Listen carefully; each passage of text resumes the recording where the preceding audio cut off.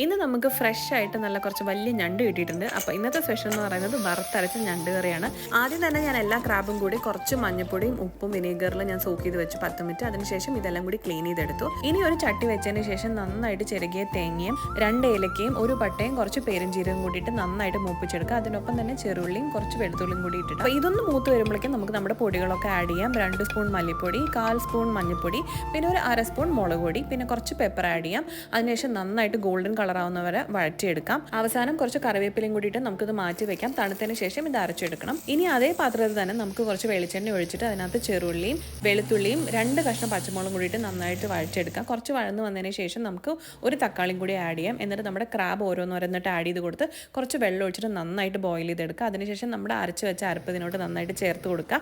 ഒരു 10 മിനിറ്റ് അടച്ച് വെച്ച് കുക്ക് ചെയ്യുക. അതിനുശേഷം ചെറുള്ളിയും നല്ല കറിവേപ്പിലയൊക്കെ നന്നായിട്ട് മൂപ്പ് ചെയ്തതിന് മുകളിൽ ചേർക്കുക. എന്നിട്ട് നന്നായിട്ടൊരു പിടി പിടിക്കുക.